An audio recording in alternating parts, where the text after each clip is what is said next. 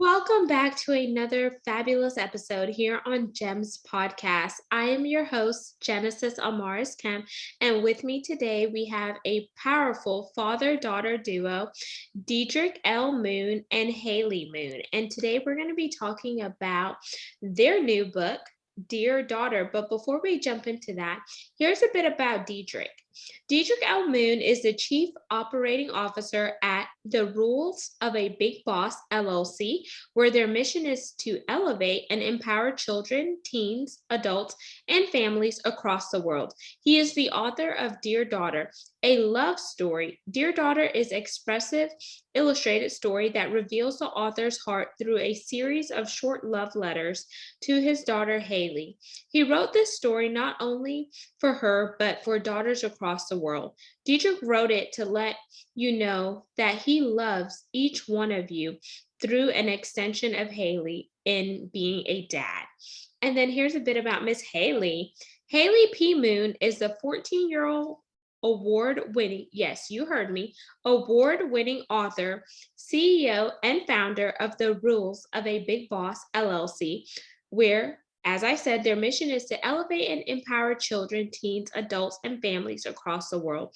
Her first book, The Rules of a Big Boss, is a personal journey of how she overcame depression, anxieties, and betrayal. In its manual for young and adult women to maximize higher self-esteem, and it won a gold award from the Literary Titan.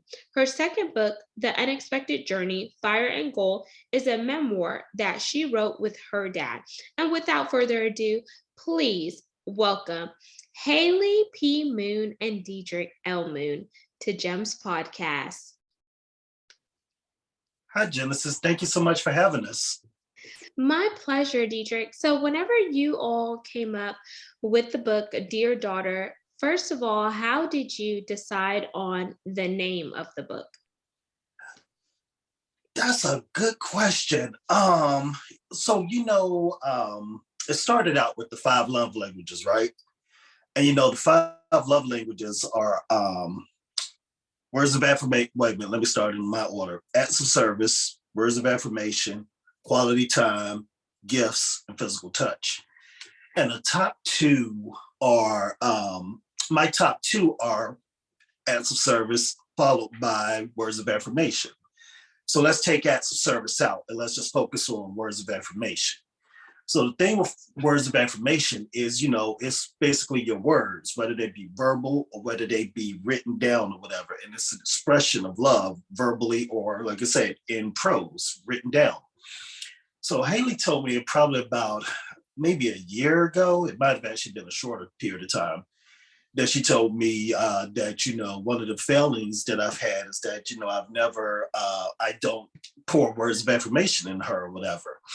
And she went in detail telling me how I don't do this and how I don't do that and so on and so forth. And I said, well, wow, I didn't do it because I thought you knew. And then 2, we had an understanding, that I set several years ago, and I told you why. When I stopped doing it or whatever, and, the mistake was that I stopped and I just never started again. And so, and thinking about things, I was like, what does a letter start with? It starts with dear or to whom it may concern or whatever. So I thought about that, and also thinking back. So it's a real complex answer is what I'm getting at. So thinking back in time, when Haelee and I, when my ex-wife and I separated and she took Haelee from me, when I would see her and I would go down and visit, I would always write her a little love letter or whatever. And, the love letter would start with Dear Haelee or whatever, or Dear Honeybee or whatever, and blah, blah. And then we would both sign it, love Daddy, love Haelee or whatever. So I thought back to that time when I used to write her the letters and everything, when I did not have custody of her or whatever. And I thought about it, I was like, okay, you got the thing where you wrote letters and you have not been pouring these words of affirmation into her since she was probably about 6 years old. A perfect way to start the story is just Dear Daughter. So instead of putting it Dear Haelee, if I were to go Dear Haelee, it wouldn't appeal to everyone.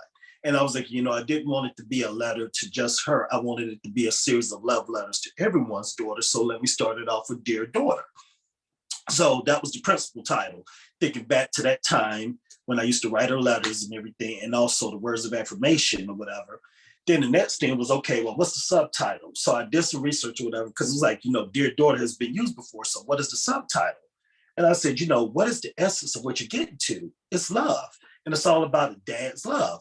So with it being about a dad's love, a love story just came naturally. So it was either a love story or a dear daughter from dad or something to that effect.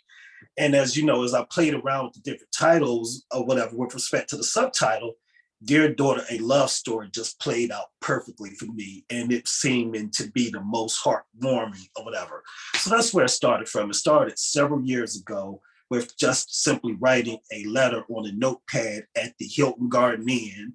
Sorry, not the Hilton Garden Inn, the Hampton Inn. And it simply said, Dear Haelee, dear daughter of mine, or whatever. It's how I started off the first series of letters all those years ago. So bringing the past into the present and making the past prologue.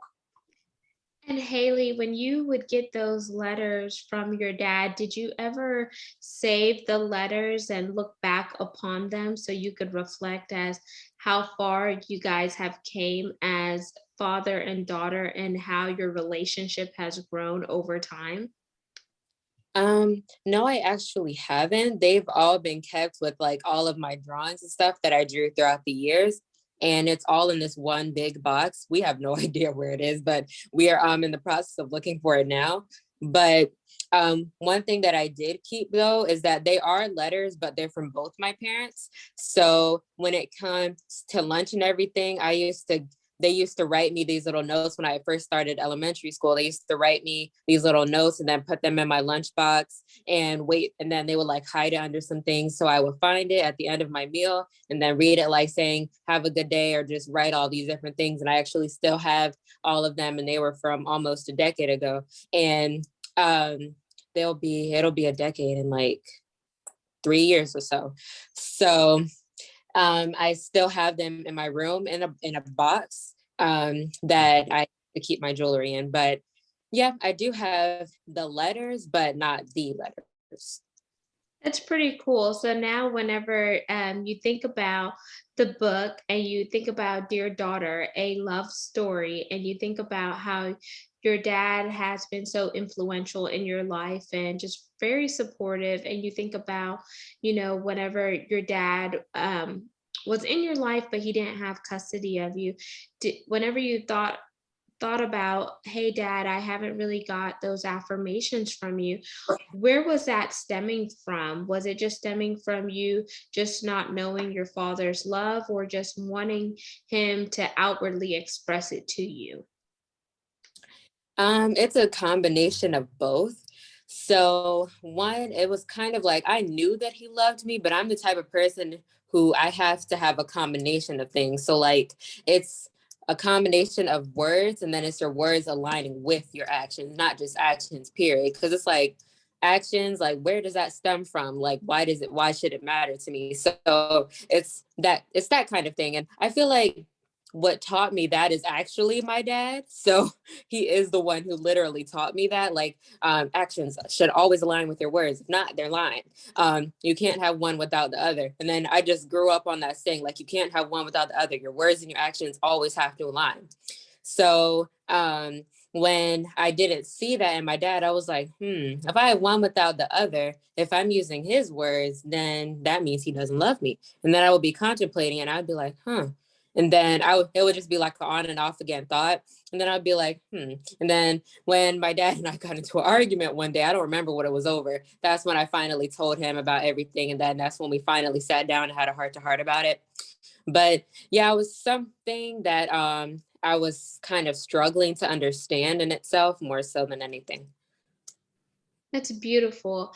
And Dedrick, now that you have full custody of Haelee, did you ever think about maybe you and Haelee writing a book about helping other kids who are a byproduct of divorce relationships? Because kids who go through divorce, especially whenever they see their parents separate at a young age, they begin to take that on mentally, physically, emotionally, and some even spiritually. And I think that could be a part of, Dear Daughters, because you never know if that daughter is from, a two-parent household or a single parent household. Yeah, yes, I did. So I going back in time a little bit, I did not want to write The Unexpected Journey. And the reason being is because my intent was I was going to write one book in my life. And that book was going to be my magnum opus or whatever. And it was going to be touching on what you just said, or whatever. A child being brought up by a single parent and everything to fight for custody and everything. And I was going to do my autobiography. And in doing my autobiography, I was going to do it with Haelee as my co-author and whatnot. And that was going to be my gift to the world, or my project to the world, or whatnot. And I was thinking, I would do that at some point when she was college aged or out of college or something to that effect or whatever. And that, because I said, that was going to be my one and only book, and I was going to be done. But God had a different plan. And he was saying, no, that's not going to be your first and only book. You're going to start with this one. So your first book is going to be The Unexpected Journey, Fire and Gold. And, that's going to be a memoir. Book 2 is going to be the anthology that myself, you, Shanique, Katie, and all worked on. That's going to be book 2. Book 3 is going to be Dear Daughter. Book 4 is going to be a book that's dedicated towards sons. Can't say the name of that yet because I'm not ready to share it as of yet. And then maybe somewhere down the road, the autobiography may be book 5, it may be book 6 or whatever, So God had a different plan, but the book that I initially planned on releasing was absolutely going to touch on that, the struggles of, fighting for custody, raising a child by yourself as a man, as a single parent, dealing with the pains and everything of not knowing your full truth and all of that stuff.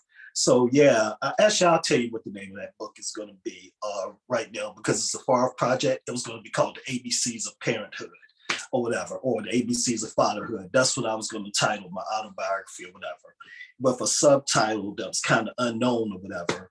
Maybe a father's story or something like that, or Dedrick's story or something like that. Still playing around, but The ABCs of Fatherhood was definitely the principal title or whatever. And it was going to touch on everything throughout my life. So it was going to be my 4-page autobiography. And what I was going to do is I was actually going to have Haelee be the ghostwriter of it. So I was going to tell her the stories and I was going to let her write it. And my plan was, or my long range plan was, that I will tell you the stories and you write it, and then you pay it forward. So later on in life, maybe 20 years from now, I would like you to continue the story and you do part 2. But if you do a part 2, you give it to whatever children you have and you let them write your story. And let's just continue to pass it down and pass it down and pass it on down the family line, with everyone adding a new chapter or adding a new book or whatever, and it kind of being like our tradition, and making each one of us authors or whatever and telling our stories. So then, 400 years from now, we won't have the issue that we have now of us not knowing our history. We'll all know our history because it'll always be documented in a book or whatever. And each one of us have contributed towards making that book bigger, larger, and so on and so forth, for the effect of trying to not only secure our past, but also to make a positive impact on the world. So that was my long range plan, and it's still a plan. That's awesome. And I can't wait to see that come out, because I think it's going to help so many young men and women, especially navigate knowing that it is okay if your parents separate, because both of them loved you and they loved you enough to make you. And just because they're no longer together does not mean that you are broken, but you're actually whole and complete, because you may have gained, 2 additional parents, whether it was a stepmother or a stepfather or etc. So, Haelee, I want to ask you, whenever you think about Dear Daughters, a love story, what was the hardest part of the book to have written, and what was the easiest part? Hardest part. That's a good question. I don't think I have a hardest part. I don't have a hard part, but the easy part is definitely my dad finally admitting that he likes tea parties. He used to swear up and down, no, tea parties suck. I don't like crowns. I don't like dresses. And then I got him to wear an Elsa dress. I got him to wear a crown. I got him to have princess tea parties. I got him to have nice little tea parties with me, even though it was just water inside of teacups because I used to hate tea. But um he finally admitted that he liked tea parties, so that was my most favorite part, and I will never let that go, and I will forever tend to hold that over his head by saying, see, I told you, but you just never admitted it. I hope you took a picture of him wearing an Elsa dress having a tea party with you, because that would be amazing to just see you all just celebrate that moment, because it takes a real man to put on a dress and have a tea party with his daughters, because some guys would say, "Oh no, that's not for me, honey," but you see how your dad was vulnerable and he did something that made you happy and that brought a smile to your face. So that is incredible. And I'm glad that you all were able to partake in that moment and just cultivate that memory. So, Dedrick. I don't I don't actually have a picture, sadly. At the time, I did not have a cell phone, and my dad wouldn't let me use his cell phone at the time because he was like, no, because you're too nosy, you would go through my things. And I would. So it probably was a smart idea to not give me the phone, but I will definitely try to get him to recreate it and post it. No, actually, I do have pictures. They're just they're just buried somewhere deep in a folder. Like back when I had a Samsung phone, like probably the SPC 3160 folder, somewhere deep buried in there. I have it. But it would take me forever to dig through all of those folders to try and find it. It's definitely on my iCloud somewhere. So the pictures do exist, but it would actually be a lot easier to, like she said, to recreate it than to dig through and try and find it. But I don't have any shame. I don't have any shame. I wouldn't be opposed to recreating it just for laughs and kicks. Nice. And now, with Dear Daughter, a love story, can you hold up the book so the listeners and viewers could have a representation of what that book looks like? Sure, this is the paperback. Well, without the glare. And then Haelee has a copy of the hardback or the hardcover somewhere down there. Oh, wait, hold it up a little closer, Haelee. It's beautiful. And how did you guys come up with the illustration? So I when I was writing the picture, I was, I put out a data call on Instagram and I asked everyone, this is the story. And I asked, do you guys think that I should use myself and Haelee as the characters? Or should I use, just general people? And everyone said, dude, it's your story. Use yourself as the characters. I said, I kind of don't want to, kind of didn't want to, because as you know, Genesis, I don't like the spotlight. So I didn't want to be on the cover or anything like that. I didn't want to be in the picture. I prefer to use external characters, but Haelee says I don't listen. I do listen. I'm just very slow to listen. I have to go through every variable before I say, okay. So I went through the different variables and everything. I said, it does look good for me, it to be her and I, because I thought, okay, maybe we could have a Black family, a Caucasian family, an Asian family, a Hispanic family, or whatever. We're trying to be very diverse or whatever. And then I took into consideration the statistics that say that only 12%, 10 to 12% of children's books feature African-American characters. So I took that into consideration. I said, yeah, okay, I should put ourselves in the book or whatever. So anyway, with the illustrator, I went to him and I said, look, here's what I want you to do. I want you to recreate my life and my daughter's life and our story. And I have an abundance of pictures that I'm going to share with you. And I want you to be able to redraw them, recreate them and everything. And I want them to, be in the cover, be throughout. And, this is what's happening here. This is what's happening here. This is what's happening in this photo or whatever. So I was expressive of the different moments and everything or whatever. And he said, oh, I got it. This is perfect. So he asked me, looking at all of these pictures you gave me, what would you say were your three what were some of your favorite moments and what's the story behind those or whatever. So I told him, he said, perfect. I'm going to use those for the cover. And I said, what do you mean? He said, that cover is going to show the pain, the love, and the laughter that exists between y'all. And I'm going to take all of that and I'm going to put it in the photos or whatever and let that be the cover. Then the color schema, we had decided early on, with the rules of a little boss, that our color schema was going to be like blue and gold and pink or whatever. And I said, I want our color schema to be, for dear daughter, to be similar to the rules of a little boss, but different, because I want a separator that separates myself from her. So play around with the colors just a little bit to make them close, but similar. I mean, close, but not the exact same. Because if you see one, you'll think you're seeing the other. You will get them confused.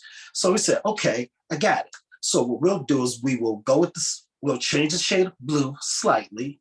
Instead of gold, how do you feel about kind of an orangish, brownish color? I said, perfect. And then, and I said the pink, leave the pink as, as listed in the subtitle of The Rules of a Little Boss or whatever. So we took all of those things into consideration, and he came out with what I believe to be magic. That is amazing. Now, I just want you to hold up the book again, because I want to see and I want you to walk through the pictures for the pain, the laughter, and the other one. So this picture, we actually kind of relived this one on Sunday. We went ice skating. But you have to scoot it over a bit, Dedrick. So let me put it up real close. Oops, sorry, wrong side. Dang, where is it? Okay, so right here. Here's my finger. Right there. Okay, so right there on that particular picture, that's us skating. So we reenacted this one on Saturday, and we went ice skating. So the pain is basically us, well, the laughter was basically us laughing at each other when the other one fell. So when we went ice skating, she had, several years ago, she had a one of those little, what do you call it, a walker or whatever to help her skate.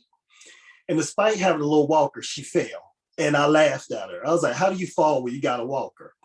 And then when I fell later, she laughed. So one of the stories in the book is talking about how we laughed at each other as we skated and ice skated and fell, and we had no mercy on one another. We laughed. This right here, this picture where I have the Band-Aid on my head, that was following a car accident where I couldn't see her for a long time. And she was real sad and I was extremely sad or whatever. And because I was just messed up. I had a concussion. I had an extreme concussion. I broke a finger. I tore every muscle in my lower back. And I had a shoulder injury as a result of that car injury. So driving, it just was not going to happen. Being outside the house was going to happen. And I had real extreme headaches. So at this moment right here, this is showing the happiness or whatever. She finally gets to see daddy again after several months of daddy going through intensive physical therapy to get better again so that I could see her and be a parent. And then this one right here at the bottom is just us finding our commonality and everything with how we could get along with one another and playing video games. Some of the video games are action video games. Some of them are like dance video games, things of that nature. So he just recreated moments throughout our life. Like I said, our pain, our laughing at each other and being petty towards one another, and us acting civilized and just playing video games with one another and enjoying life. That's beautiful. And Haelee, when you see those three pictures, what comes to your mind?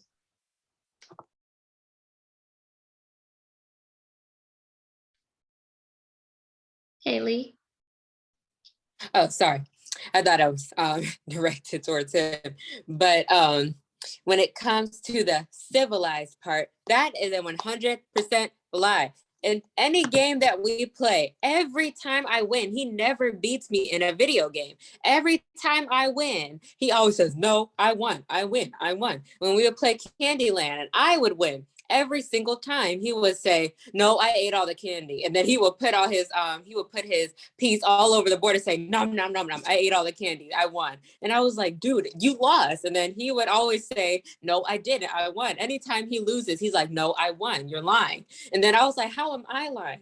So that's a lie. We are not civilized. And then for when it comes to the falling and everything, now when we ice skated, I didn't fall once.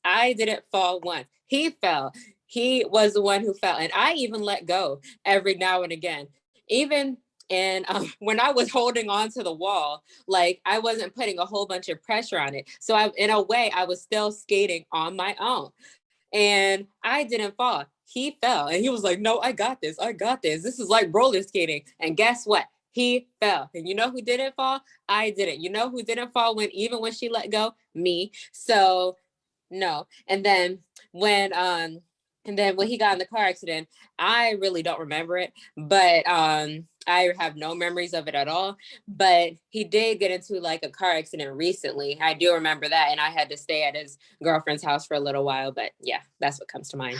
Oh, you just spilled the tea. We didn't know that Dedrick had a girlfriend, and we didn't know that he was a sore loser.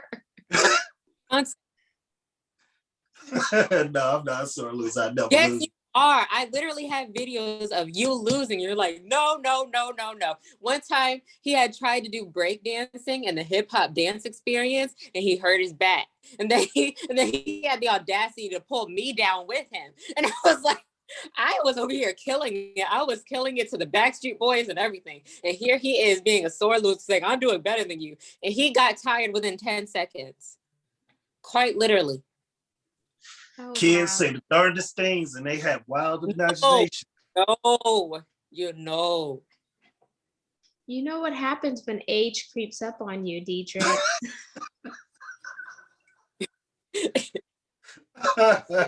She did fall. Oh man, that's exciting. So we just had some real tea with Haelee and Dedrick. Dedrick, he's booed up, y'all. So he's no longer a bachelor on the market. That's news, breaking news. And the rules of a big boss is expanding, y'all. They have merchandise, they have clothing and all types of things that you can get, coloring pages, which is neat.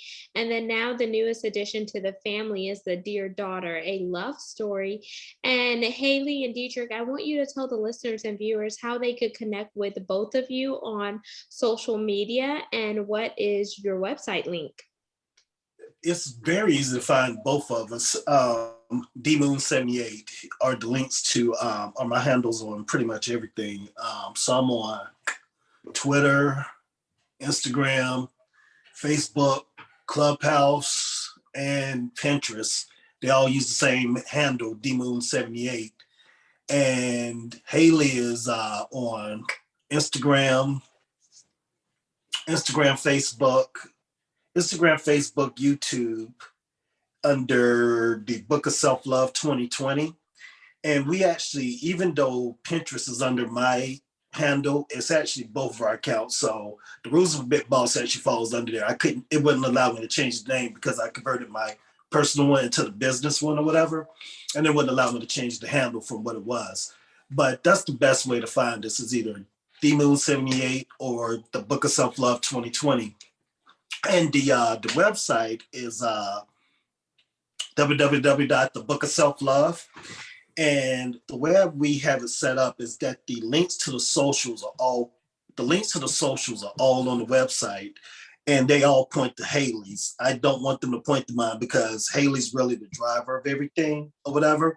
So in going to the website, you'll be able to find that the social media places where Haelee is active and actively monitors. For me, you have to know DMoone78 or follow the breadcrumbs from the Book of Self-Love 2020 to find me. Because again, I'm the passenger, she's the driver. And Haley, whenever you think about this segment that we had today, unpacking some of the good tea with you and your dad, what is your call to action for the listeners and viewers? If they don't remember anything else that we talked about today, what do you want them to walk away with from this conversation? You can walk away with like what you see on social media when it comes to the bickering and back and forth. You know that that is true. That is always going to be true. If we are civilized, know that that's a lie. Know that that's a lie. And there you have it, Miss Haley and Mr. Dedrick Moone. They came to us and they graced us with Dear Daughter, a love story. And it's so important to have a bond between your parents, and especially the strong bond that Dedrick and Haley have.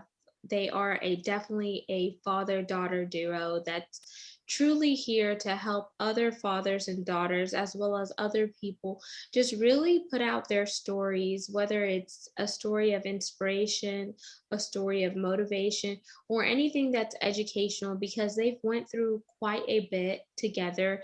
And if you really want to know more, I encourage you to go get their other books, The Unexpected Journey of Fire and Gold. You could really hear more about their stories and the rules of a big boss as well as the rules of a little boss.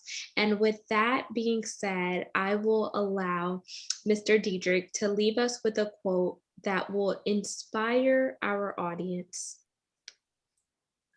A quote that will inspire us, the audience, I would say, appreciate your pain that you go through today, because today's pain will equate to tomorrow's gain. Enjoy the journey, allow God, enjoy the journey, trust God, trust Him to bring you through the fire, and you'll see the gain on the inside, on that other side, once you've been purified. Beautiful. And there you have it, listeners and viewers of GEMS podcast. Once again, I am your host, Genesis Amaris Kemp, and my lovely guests today were Dedrick L Moone and Haelee P. Moone. Until we chat next time, have yourself an amazing day.